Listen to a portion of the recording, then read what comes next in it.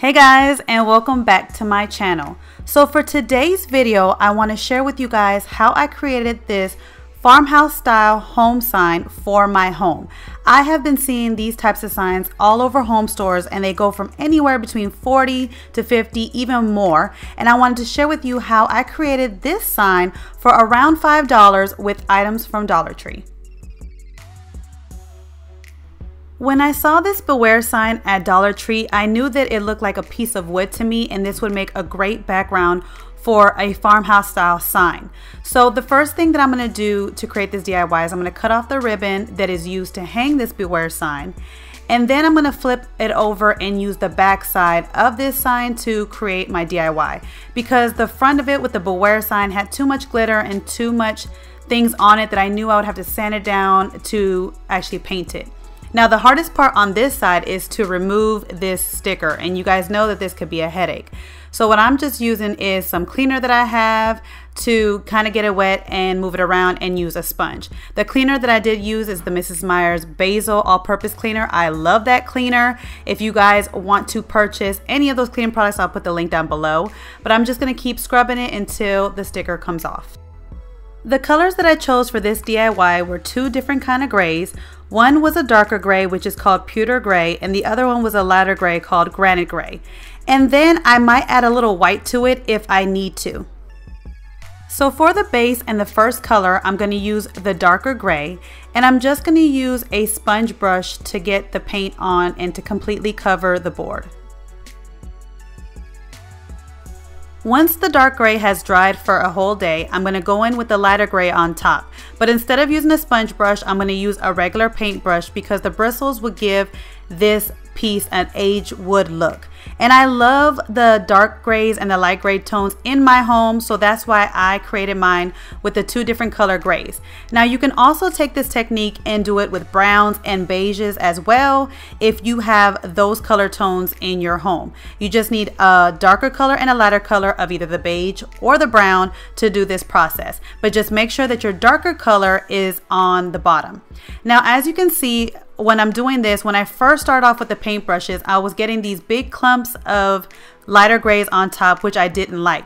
But as I stroked my brush a little bit more, I started getting that aged look that I wanted. So I noticed that once I put paint on it, it was too much paint at first, and it was giving me these big clumps of grays.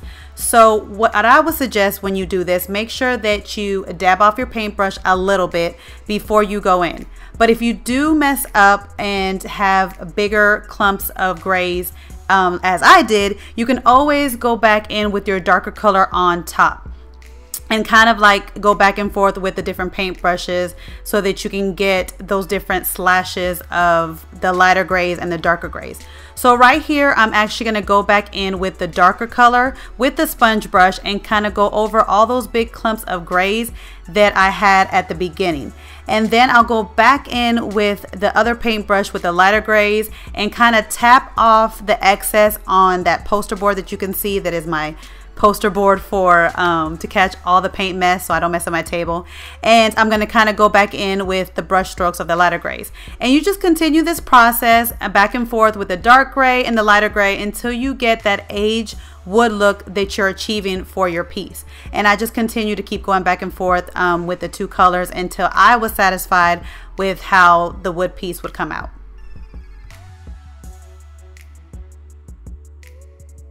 So for the letters, I am using these mermaid looking letters that I found at Dollar Tree, but they did have these little glittery scales on them. So what I did to kind of rub off the glitter is I just used a sponge brush that I had at home, but you can also use sandpaper if you have that at home as well.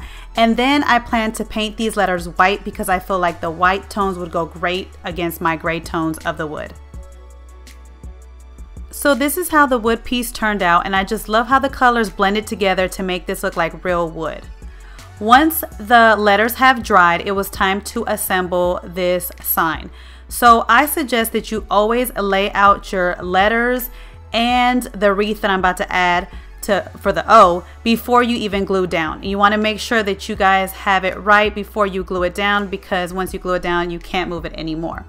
So the wreath that I'm using is this one that I found at Target that I hauled to you guys a while back, and it was a pretty thick wreath. So I'm not going to use the whole wreath in this project. I'm only going to use maybe a fourth of it. So I love the fact that even though it was $3 at Target, I'm going to be able to use this wreath for future upcoming farmhouse style projects. So stay tuned for that. So to create the O, you just want to make sure that you kind of just arrange it in a circle the way you want.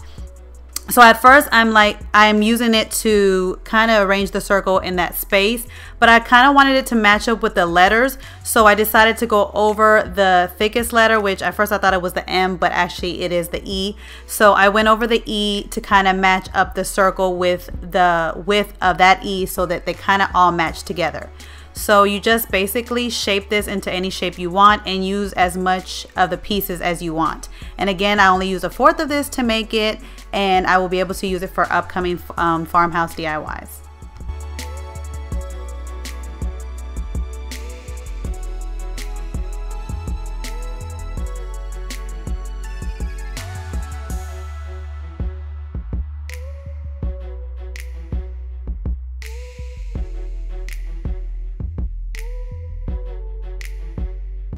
Once I positioned my letters and my wreath where I wanted them to be, I then glued them down with the Dollar Tree version of E6000 glue, and voila, there is my farmhouse home sign for around $5.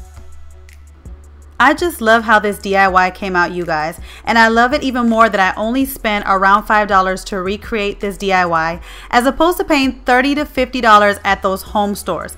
And I love the fact even more that I have some greenery left over to create some more farmhouse style DIYs, which I am on a farmhouse kick right now. So you guys will see some upcoming DIYs that have to do with the fall and farmhouse style. So I hope you guys are excited about that. If you have any ideas on some farmhouse style decor that you guys would like me to recreate, let me know down in the comments below, and I will see you guys in my next video. Bye guys. Hey guys, don't forget to click on the picture in the middle of the screen so you can subscribe to my channel and get notifications on all the new videos that I put out, and check out these other 2 videos that I have posted on my channel on either side of my picture. Have a great day.